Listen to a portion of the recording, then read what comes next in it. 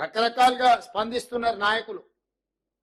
కొంతమంది ఈయననే ఇప్పుడే ముఖ్యమంత్రి అయినా ఇప్పుడే వచ్చిండా అని.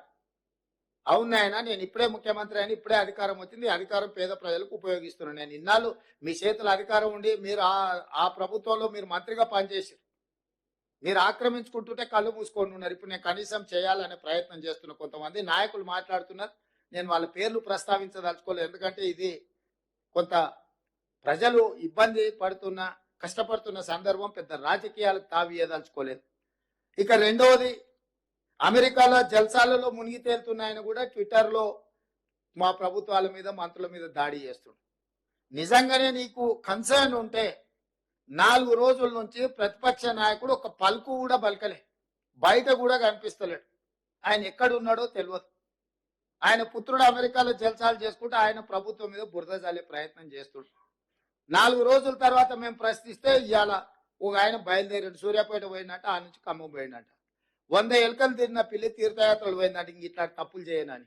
10 ఏళ్ల నుంచి ఆక్రమించుకున్నది మీరే. ఖమ్మంకు వెళ్ళిన మాజీ సాగునీటి పారుదల శాఖ మంత్రి హరీష్ రావు గారు, మిమ్మల్ని సూటిగా నేను అడుగుతున్నా, మీ మాజీ మంత్రి పువ్వాడ అజయ్ ఆక్రమించుకున్న కాలువల్ని తొలగించడానికి మీరు ఖమ్మంలో డిమాండ్ చేయగలరా? నేను మీ దగ్గరికి అధికారులను పంపిస్తాను, ఎందుకంటే మీరు గతంలో చెరువులకు సంబంధించిన minor irrigation and major irrigation minister గా మీరు పనిచేసిండ్రు. రాష్ట్రం పట్ల పూర్తిగా సంపూర్ణమైన అవగాహన ఉందని మీరు పదే పదే మాట్లాడుతుంటారు హరీష్ రావు గారు. పువ్వాడ అజయ్ ఆక్రమించుకున్న కాలువలను తొలగించడానికి మీరు చిత్తశుద్ధితోని మీరు సహకరిస్తారా? ఈ ఒక్క ప్రశ్నకు సమాధానం చెప్పిన తర్వాత ఇక ప్రభుత్వం ఈ వర్షంలో బాధ్యతాయుతంగా వ్యవహరించిందా వ్యవహరించలేదా ప్రజలు తెలుస్తారు. మేము బాధ్యతాయుతంగా వ్యవహరించకపోతే ప్రజల దగ్గరికి మేము వెళ్ళగలిగే వాళ్ళం కాదు. ప్రతి క్షణం మా మంత్రులు కార్యాచరణ స్థానికంగా ఉన్నారు.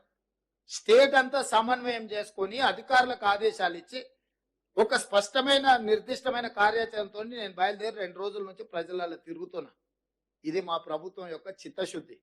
10 సంవత్సరాలు మీరు అధికారంలో ఉన్నారు.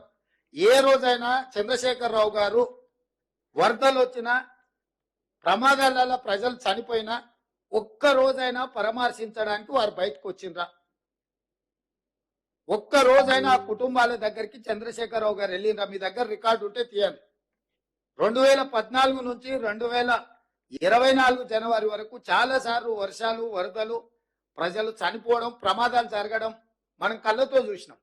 చంద్రశేఖరరావు వరదలు వచ్చినప్పుడు ఏ ప్రజల దగ్గరికి వెళ్ళిండో ఒక్క ఆధారం చూపించండి. మాసాయిపేటలో రైలు కింద వాడి స్కూల్ పిల్లలు 30-40 మంది చచ్చిపోతే ఆయన సొంత నియోజకవర్గం, పసిపిల్లలు చచ్చిపోతే కూడా ఆ కుటుంబాలను పరామర్శించడానికి ఓలే. ఔటర్ రింగ్ రోడ్ దగ్గర ఒక వెటర్నరీ డాక్టర్ని ముష్కర్లు ఎత్తుకెళ్లి బ్రూటల్లీ రేప్ అండ్ మర్డర్ చేస్తే కూడా ఆ కుటుంబాన్ని పరామర్శించడానికి ఓలే. మానవత్వం లేని వ్యక్తిగా 10 సంవత్సరాలు ప్రభుత్వాన్ని నడిపిన మీరు ఈ రోజు ప్రజలలో ఉన్న మమ్మల్ని ప్రతి క్షణం ప్రభుత్వం అప్రమత్తంగా ఉండి పనిచేస్తుంది. ఇవాళ పక్క రాష్ట్రంలో మన రాష్ట్రంలో కృష్ణా జిల్లా, ఖమ్మం జిల్లా కౌలపిల్లలాగా ఉంటాయి పక్కన పక్కన. ఒకే రకమైన వర్షము, ఒకే రకమైన పరిస్థితులు ఉంటే అవతలెంత జరిగింది నష్టం, యువతలెంత జరిగిందో ఒక అంచనా వేయండి. ఈ ప్రభుత్వం అప్రమత్తంగా ఉందో లేదో. అవతల నష్టం జరగడం కూడా బాధాకరం. అవతల జరుగుండొద్దు, యువతల జరుగుండొద్దు. కాకపోతే ఈ ప్రభుత్వం అప్రమత్తంగా ఉందా లేదా అనే దానికి ఒక సరిపోల్చుకోవడానికి 2 పక్కనే ఉన్నాయి. మీరే చెప్తారు అవతల రాష్ట్ర ముఖ్యమంత్రి గారు అప్రమత్తంగా ఉన్నారు, సంతోషం, మంచిది. వారి అనుభవంతో అప్రమత్తంగా ఉండి ఆ జిల్లాను, ఆ రాష్ట్రాన్ని ఆదుకోవడానికి ప్రయత్నం చేసి, అదే సందర్భంలో ఈ రాష్ట్ర ముఖ్యమంత్రి కూడా 24 గంటలు కంటిన్యూస్ గా 30 తారీఖు నుంచి ఈ రోజు వరకు కంటిన్యూస్ గా పర్యవేక్షిస్తూనే ఉన్నాం, చర్యలు తీసుకుంటూనే ఉన్నాం. రెండింటిని పోల్చి చూడండి.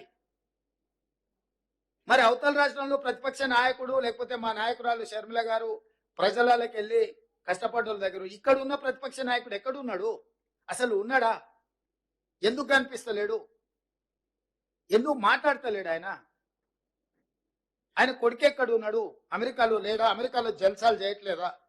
అమెరికాలో జల్సాలు చేసేటోడు కూడా మా 10 ఏళ్ళ అధికారం అనుభవించి 1,00,000 కోట్లు అక్రమంగా సంపాదించుకొని అమెరికాలో జల్సాలు చేస్తున్నాడు కూడా ఈరోజు ఈ ప్రభుత్వం మీద దాడి చేస్తున్నారు.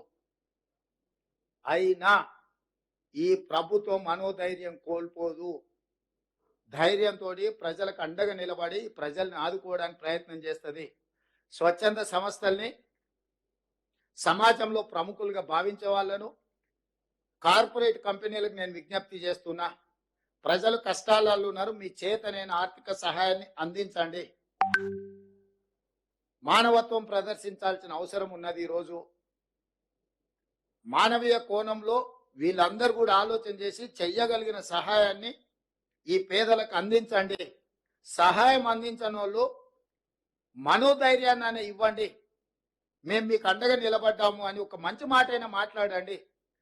తద్వారా వాళ్ళు కొంచెం ఉపశమనం పొందుతారు. కష్టాలలో ఉన్న వాళ్ళకు ఒక ఓదార్పు కూడా కొంత వాళ్ళకు మనోధైర్యాన్ని పెంచుతుంది.